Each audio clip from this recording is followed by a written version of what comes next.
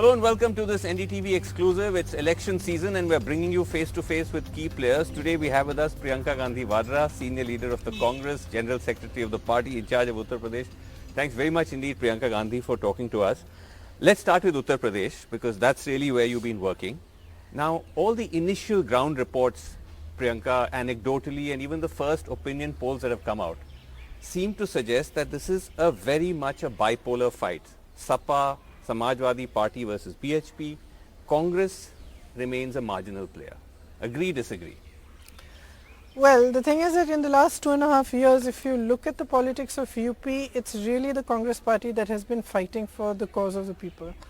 Whether it was Unnao, whether it was Sonbhadra, whether it was during CA and RC, it was really the Congress party that came out on the streets and fought.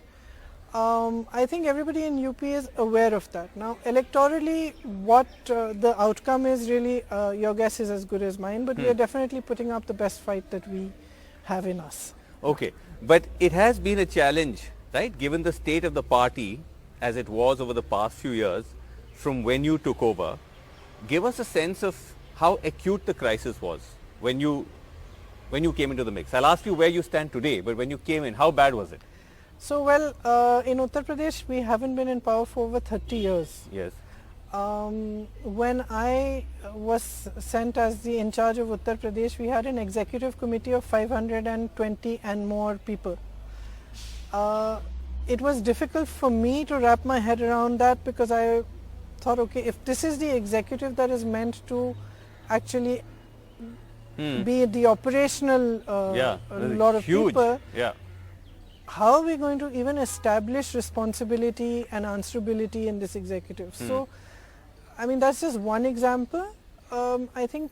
And in terms of the ground, I will say that despite not being in power for 31 years, there were people on the ground who had, been still our Congress workers, old workers who had been there carrying the flag no matter what.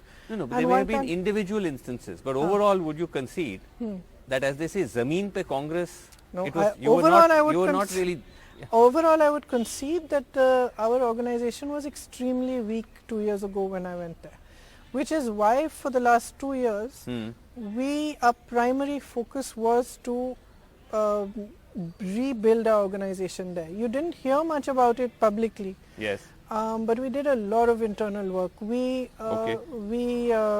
rebuilt not just the district level, but the block level, the Nyaya Panchayat level and the Gram Panchayat level. Okay. We did training programs, 2-day training programs for over 1 lakh workers. Today we have an organization in every village, which was unheard of when I went there. You actually yes, you claim that, and it's not in paper. It's not on paper. It's not a claim. It's not a claim, and it's not on paper. Yes, of course there are. We have a 3-tier verification process that we are using.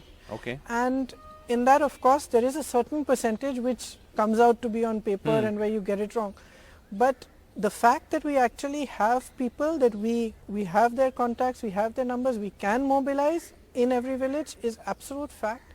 And proof of it is actually that the rallies you saw in Gorakhpur and Banaras were organization driven. So we employed a completely different method of mobilizing for the rallies. Right. We told our Gram Panchayat guys that, look, you bring 3 people. The Nyaya Panchayat, you bring 1 jeep. The district Panchayat, the district head, you bring 5 jeeps. Right. So it wasn't the usual practice, which is X leader will bring 5,000 people, Y leader will bring 10,000 people. It was actually a mobilization that took place from the ground. Okay. And in a way, it was our test to see whether our organization was actually what we believed it to be. Okay, so you're saying that the crowds that came for those events suggest that there has been a revival. But Priyanka, I do want to ask you though, that who is going to take responsibility for allowing things to come to that pass? If you look at the Congress's numbers, and you're aware of this, but for our viewers, your vote share has barely crossed 10% in 15 years. You were down to 7 seats in the last assembly election. Rahul Gandhi couldn't win the Amethi seat in 2019. Surely this is the period where you, as in your family, Rahul, Sonia Gandhi, yourself, you're all in charge. Surely there is some accountability of how things came to this pass. Nobody shirks accountability or responsibility for things. And I think my brother has time and again said that. what we have to understand about the Congress party in Uttar Pradesh is that the decline of the Congress party in Uttar Pradesh isn't something that happened in the last 5 years or 6 years. It is something that actually began at the time in the 90s when they made the first alliance with Kanchi Ramji. That is when the decline actually began. So it's been a long time. I would say that, look, despite all that, Yes. despite the 30 years of not being in power, despite a weak organization, you're talking about us today. And we are fighting today. And we have managed to build our organization to the village level today. Okay. Which means that hard work and complete commitment to actually rebuilding your organization with honesty actually helps. No, it's not very late. I mean, it's you came in to the picture in 2019, which some would say, I mean, that's late. Well, I mean, you know, there's a time for everything and things happen when they're meant to happen. So yes, I guess I think you asked me this question when I was 20 years old. Right. When are you going to jump in? But okay, so you are building on the ground, but the lack of a leadership structure or a face in Uttar Pradesh remains a challenge. I just saw that you had a press conference where you said, when they were asked, "Koi chehra kaun hai?" I was being a bit tongue in cheek. Okay, but you said that you are the chehra. No, and I said, I mean, look, because I'm asked this question, every second question is the same question. Yes. Now, clearly, I am the General Secretary of Uttar Pradesh, and in most ways between me and Ajay Lalluji, who's the Pradesh Adhyaksh, and Mona ji, who's the CLP leader, we are leading the effort in Uttar Pradesh. Now, you say your Now, face is on this every poster. It is. So, but I mean, whether now officially we have to say that this is the face or that is the face, I mean, it's unlikely that we're going to do that. But you're saying it's safe to assume that you No, are the sort of no, it's not face safe. of No, you of the can't. Congress? You can't put words in my mouth. Okay. I'm not saying that it's safe to assume. I'm saying that I am the General Secretary of Uttar Pradesh. The responsibility for Uttar Pradesh is mine, and I'm dealing with it. Why aren't you fighting the elections then? Well, you don't know yet whether I am or not. So Okay. Is That's that it. is that an open question? it's an open question for now. So you might fight the I election may if it well. comes to it. I may well. Okay. Have you given any thought to where you might want to fight from, or I've left what- this discussion for a little bit later. So when we do have the discussion, and if at all I decide to fight, I will let you know. that's interesting. Can we assume from that you are also in a sense positioned as the Congress's chief ministerial candidate in UP? No, I don't think you should make assumptions like that. I have clearly said that that is not the case. Okay. I have clearly said just now also to you. Of Yes. course, I did. I made a tongue-in-cheek remark at the press Indeed. conference, but no, I Okay. don't think it's fair to assume that. But at least we can say that you are considering fighting these elections. That's not, we won't Yeah, be I'm wrong in saying that. considering. No. And the discussion is on amongst us internally in the party in Uttar Pradesh. And when we come to some consensus about it, we'll let you know. Is there a possibility, as some have suggested, that you might be fighting against Yogi Adityanath? No, That's no, not on the cards. No. If I may ask, just as a provocation, why not? Well, until you've mentioned it now, actually I haven't considered it. Okay. Because often it's seen as one way of trying to establish presence, right? Like Chandrasekhar Azad, Bhim Army, very small party, nascent. He's taking on Yogi in Gorakhpur, sends out a message. Is that something But there are many you ways think of is- sending out the message. I've been taking Yogi on for the last 2.5 years. So that's my message. Okay. Okay. On the message though, you've targeted the Yogi Sarkar, you've pointed out there are many infirmities. The BJP says, look, we are actually doing really well. We've got a slew of welfare schemes we've rolled out. Women, which is a big part of your campaign, are feeling much safer. We've locked up all the gundas. To that you would say what? To that I would tell them to come and look around them and see what the actual situation is. Every woman I speak to says she's unsafe. She is not feeling safer. And most of if you look at all the high profile cases, whether it was Unnao, Shahjahanpur, whatever it was, you actually find the government and the administration and the police taking the side of the perpetrator of the crime. You often find them vilifying the woman who is the victim of the crime. I don't think that can make any woman feel safe. So this huge... pitch by the government, by the BJP, that UP is safer now. हमने सब गुंडों को बंद कर दिया है. The era of Bahubalis is over. I mean, UP at the moment is run by a bunch of mafias. That is the truth. The government knows it as well as anybody else does. Everybody knows it. There's a mafia for everything. For example? For example, there's even a mafia for entrance to government jobs, for the exams. There's a mafia for everything. Everybody in UP knows that. And I don't think anybody in UP actually believes that the security for women has improved in the last 5 years. And you're saying this is the feedback? I'll give you the example of the Unnao rape victim who was allegedly raped by an MLA. The whole country saw what happened to her. She tried to fight her case, and there was an accident in which her lawyer was killed, her uncle is in jail, her father was taken into police custody and beaten to death. Take the case of Arun Valmiki in Agra, who was accused of a petty theft by the police. 18 people from his family were picked up, put into jail, beaten mercilessly. I met his brother they placed the leg of the chair on his hands and sat on it. They broke his bones. They beat up his wife who has a 1-month-old child. That was what the police did. And the administration took no action until we made a noise about it. So the police and the administration, even in Lakhimpur Kheri, it was very clear that had there not been so much political noise about it, it would have been brushed under the carpet. The FIRs were not being filed. Right. The postmortems were not given to the families. That to me doesn't sound like a government that is controlling crime. It sounds like a government that is actually encouraging it. And that's partly why you've also come up with this Ladki Hu, Lad Sakti Hu campaign, which is targeted heavily at women, especially young women. Can I just ask though, who came up with that slogan? Was it you? We came up with this slogan between me and the guys in my office. Okay. About 2.5 years ago, actually. Oh, 2.5 years ago? Yeah. But you've rolled it out now? Yeah, we were wanting to at that time run a campaign for women, and we had brainstormed a little bit, and we came up with this slogan, and we used it now. Yeah. Okay. Yeah. So on one hand, the Yogi Sarkar claims one of their powerful messages is that they've cracked down on crime and gundai and all of that, which of course you've challenged. But the other big claim is that Yogi Adityanath says this is a 80-20 election. Right now, of course, one could say that's a deeply divisive and sectarian statement to make, that it's basically majority versus minority. But what is the Congress's counter to that when he says something like that? Our counter to it is that he should be talking about the percentage of unemployed youth in UP. He should be talking about what he's going to do to develop the state. He should be talking about how he is going to improve education in the state, health services in the state. He should be talking about how he is going to help small industries and businesses to stand back up after the lockdowns and how they have suffered during COVID and demonetization, etc.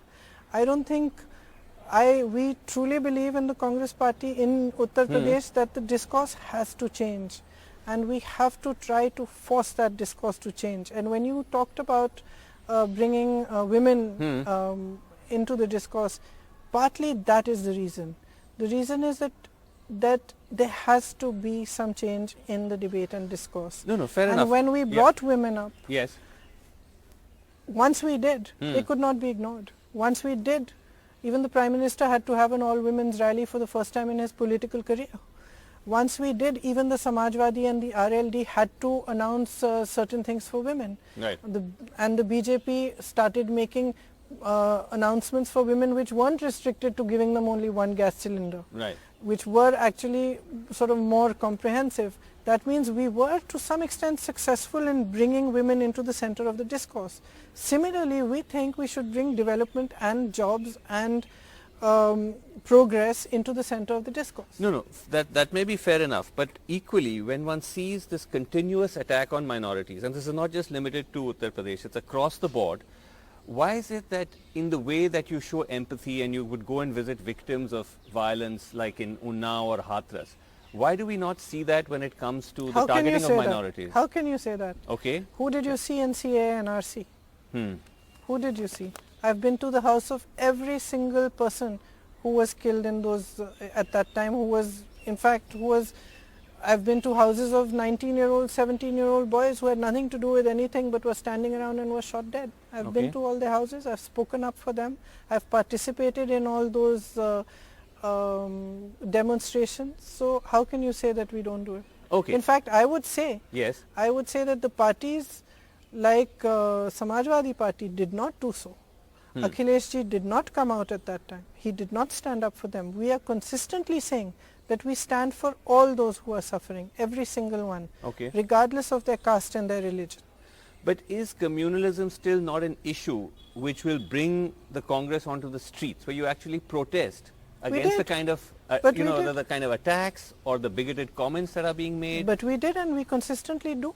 Okay. Of late, has there been a march, a protest, About what? just about the kind of Look, communal comments, Okay, statements, all of that? I believe that during the election, all right, the attempt of many political parties, not just one, not just the BJP, but the attempt of other political parties is also to polarize the election.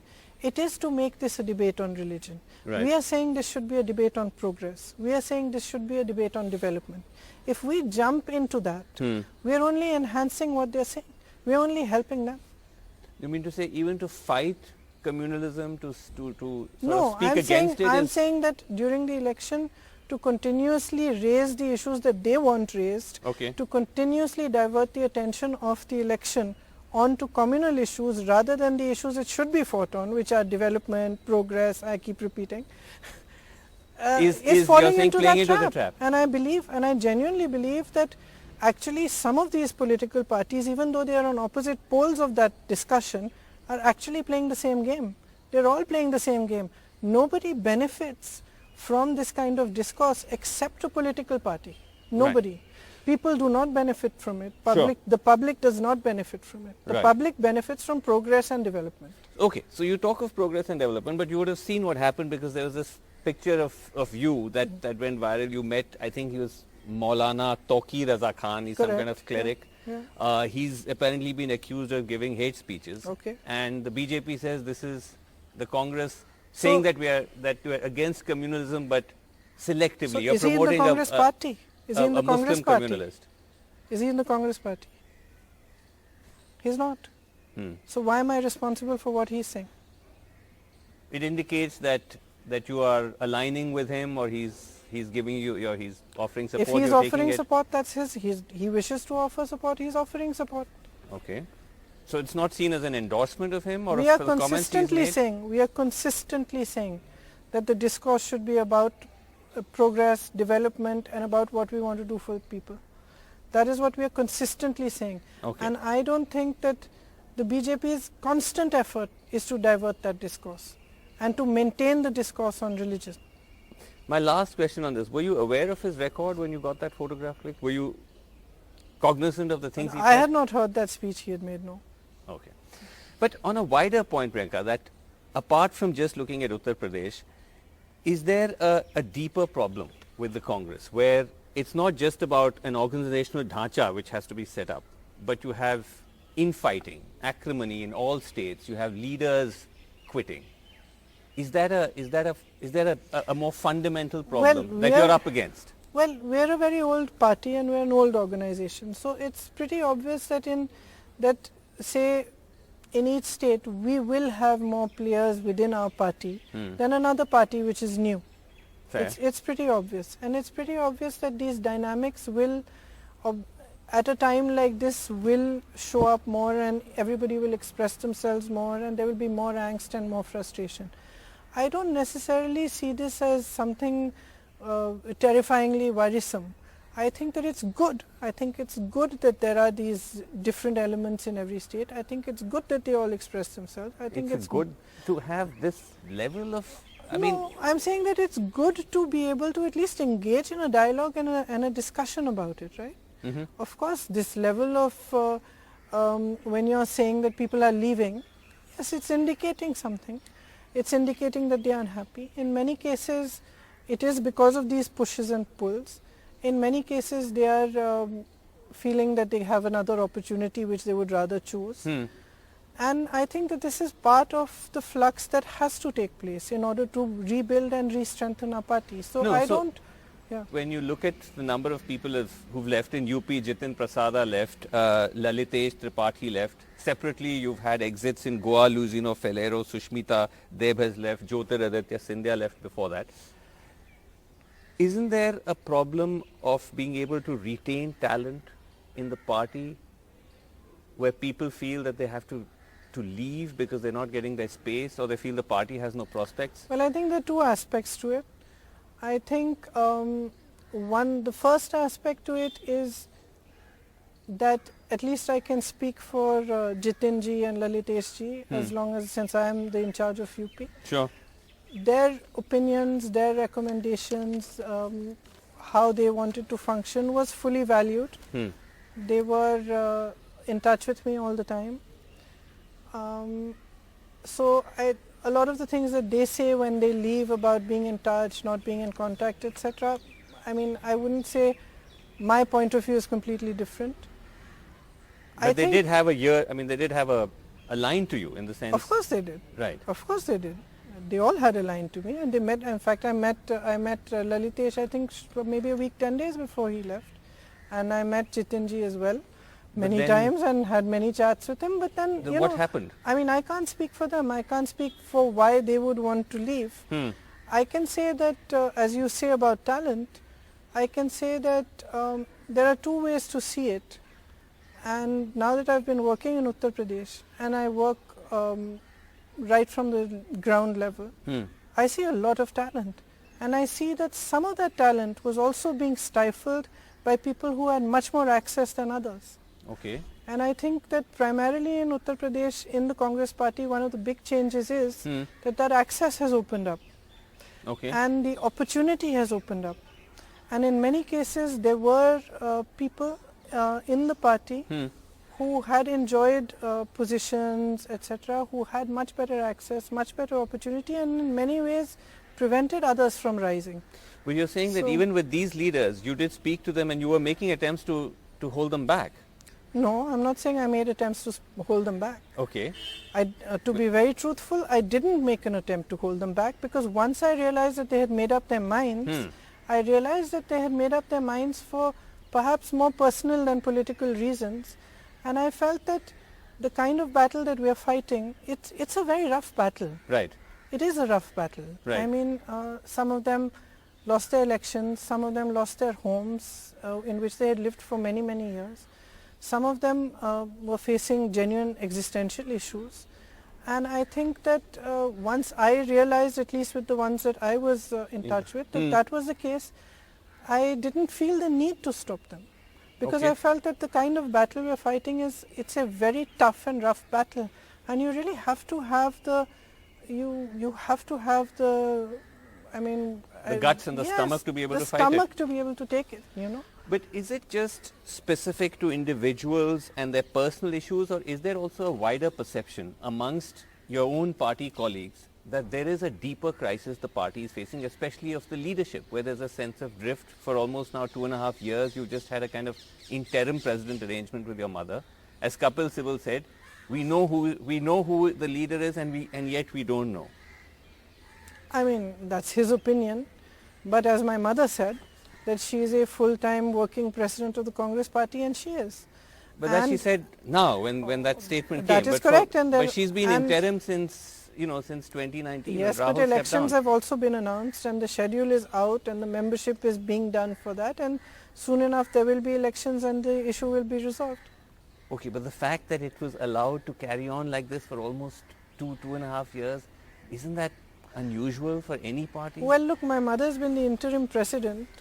She's also been president of the Congress party for 20 years before that. So she's obviously a capable president who has run the party even in these 2 years with her full capability. Okay. So. But the perception that it's not just her, that it's also Rahul and it's also you may not have formal positions to that extent, no, but you're also taking decisions, running the show. I mean, come on. I'm living in UP. I'm 24/7 eating, sleeping and breathing UP. And that's what I'm doing. I'm not running any other show. I'm running Uttar Pradesh, the show of the Congress party in Uttar Pradesh. But Rahul appears to be. Look, Rahul is the ex-president of the Congress party. Yes.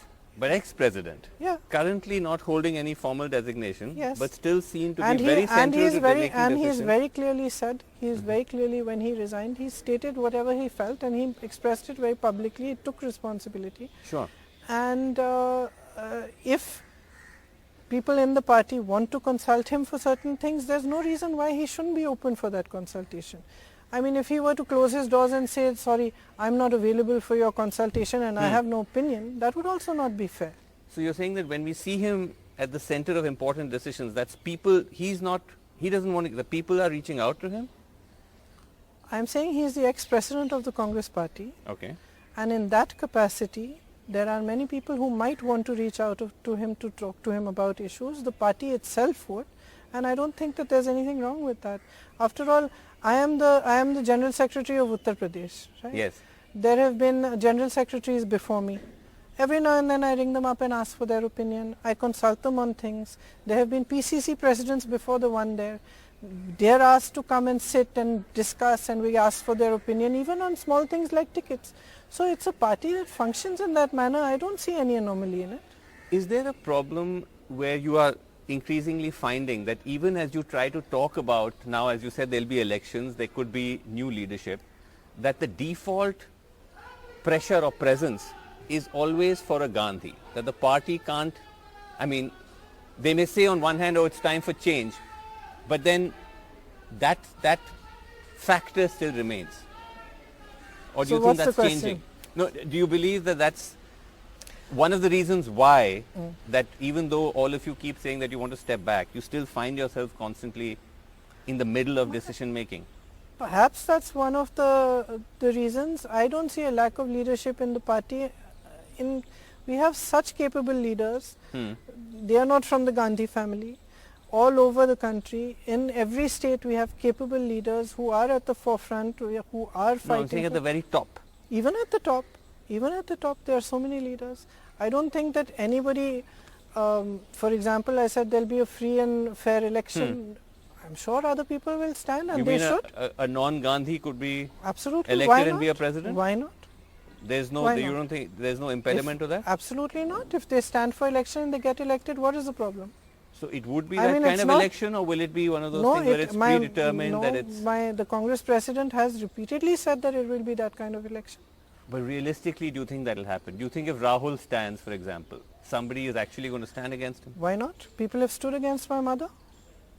Okay. They have in the past, why not? So that possibility is that open. Possibility is very much there. But please don't discount that there is another reality to this than the reality that is sort of the one that we see here in the urban centers. And the reality on the ground of many, many workers of the Congress party is also that there are certain leaders they believe in. Right. And there are certain leaders that they trust. And you mean, you're talking about I mean that when we have this discussion, we cannot discount that. That there is still, you're saying, a considerable amount of traction that the Gandhis have amongst the ordinary worker. Is that in simple terms? Well, I would put it a slightly different way. I would say that a lot of the workers that I speak to, and I'm talking about block level workers, district level workers, I'm not talking about the big and fancies. I'm talking about the ordinary Congress worker. Yes. A lot of them do have this feeling that they say that, look, we trust you. We have faith that you will do what's right for our party. We can't necessarily say that for other people.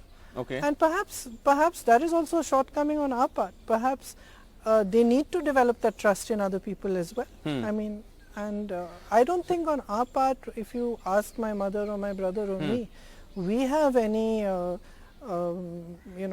sort of idea that we are, or any entitlement to being leaders of the Congress party. I don't think so. I mean, I certainly don't. I know my brother doesn't. I know my mother doesn't. So if it we'd be only too happy if somebody else rose from the ranks and everybody had faith in them and wanted them to lead. And you would be able to step aside and let them take over? Why not, if that's what the party wants? Okay, because you did have... If that's what the majority of the workers of the Congress party wanted, Right. we no issue with it at all. You did try to bring in somebody kind of from the outside, which is Prashant Kishore. It's now public knowledge that you had considerable talks with him. I believe you were involved as well. That didn't work out. What went wrong? I think it didn't work out for multiple reasons, some on his part, some on our part. I wouldn't want to get into the detail of that. No, but broadly. But broadly, there was an inability to agree on certain issues, and which sort of impeded the discussion from moving forward. Okay, but it wasn't because, again, there was this kind of reluctance to allow somebody from the outside who would then be able to actually take significant had there decisions. been that reluctance, there wouldn't have been so many discussions. Okay. So there was a serious possibility that he may have joined, At some point, yes. but ultimately it didn't work It didn't out. work out, yeah. In conclusion though, as you go into these elections, you did experiment, especially when you're on weak ground, you often go for alliances. You tried that in 2017. This time you're going alone. What was the big lesson from 2017? What do you think went wrong with that alliance with Sapa? That this time around Actually, you feel interestingly, the big... it wasn't it wasn't necessary. There were many operational difficulties with that alliance. So that was the operational part of it, but the biggest lesson actually was to go it alone. Because as long as we were running a campaign on our own steam, we had reached a certain point in UP which would have actually benefited our party, and perhaps in hindsight it was a mistake to go into that alliance. Really, you think you would have done better if you hadn't fought with them? Well, we had certainly would have built our party better. Okay, because their view was the exact opposite. Their view was that the Congress pulled the alliance down. That's their view. That's their view. Yes. Anyway, Priyanka Gandhi, thank you so much for talking to us, and all the very best with your campaign. Thanks Thanks very much indeed. Thanks a lot.